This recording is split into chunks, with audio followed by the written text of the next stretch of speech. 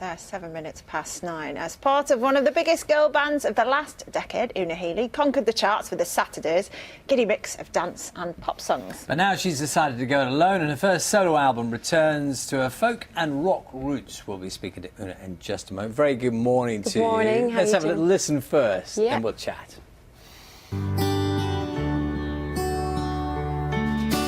You hold my heart right in your hand.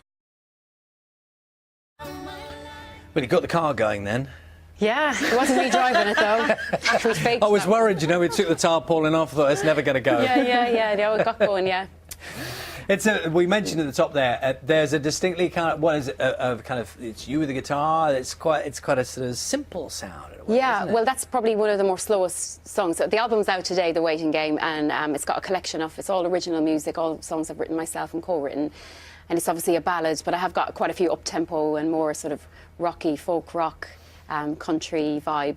Yeah, I was surprised about that when I first heard it, because obviously being in the Saturdays, I was expecting it to be a bit more poppy, but then it was country. And so I'm sort of going back to my roots, because before I was in the Saturdays, I was like embarking on a singer-songwriter path, you know, and I was like playing in pubs and clubs all around Ireland. I was in the studio recording my own music. I've been writing since I was 12 years old and playing the guitar, so it was almost like a transition from that then to go into a girl group, and I'm back, so it's like the full circle, back doing my own stuff again. So yeah. And is that exciting then, doing it on your own, or is it?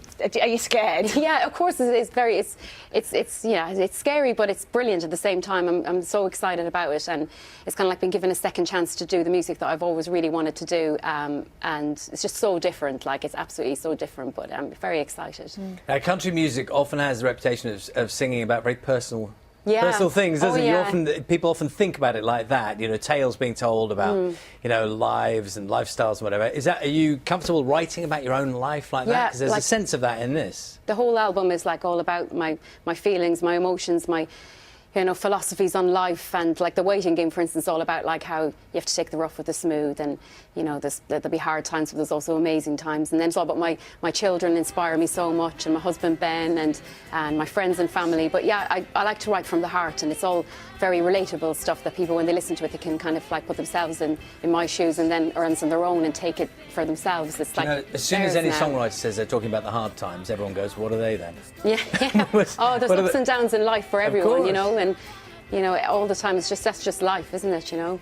And obviously the music industry, it's one where you do have to travel a lot. You work kind of quite crazy hours, really. And what's that like, given you're a mum? Is it easy to come back into? Well, there's obviously very busy periods of time, and you just kind of have to keep focused. But I've got great support around my mum, and Ben, my husband, are looking after the kids while I'm away for these few days. But then I'm fortunate then that I'll have like a few days off. So it's just different. But for me, this is like, I've never known life any different as a working mum than what I do. So, you know, I've managed to find a balance, you know. And do you miss the camaraderie of a band alongside you? I imagine it's quite a unique thing to have, in your case, an all-girl band, with great success, and you're travelling the world. And do you miss that kind of camaraderie? Yeah, well, I totally miss the girls, you know, and travelling, and you know, the fun we used to have and everything. But I'm not alone, actually, because I have a band, so I'm performing with a live band. I'm actually doing my first showcase gig, first headline gig on Wednesday in London, and I've added a second date in Bush Hall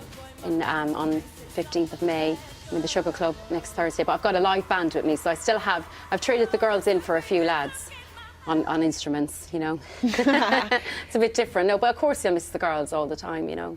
Yeah, and obviously this is your first solo album. Is the plan now to do a number of them? Oh, I'd love to. My dream right now is to do a tour, you know, so I'm doing the few shows and then festivals and things like that, but I'd love to tour with the album. That's my dream. Yeah. And you mentioned Ben a couple of times, and Ben Foden, this is. People may not know, he was an England rugby player. Yeah, that's right. Does that cause tensions, given the Six Nations at the moment and the England-Ireland thing? Yeah, so it's obviously very disappointing for being Irish that, you know, we lost, but it's all good banter at home. You know, me and him, like, we have a lot of rugby banter when it comes to the Six Nations, yeah. But I suppose that gives you a bit of sympathy, because the dedication you have to give to sport, for example, like music career, takes you away quite a bit, doesn't it? Yeah, so it took Ben quite, you know, it was when I was pregnant with Aoife, he was gone for nearly 10 weeks while he missed a quarter of my pregnancy.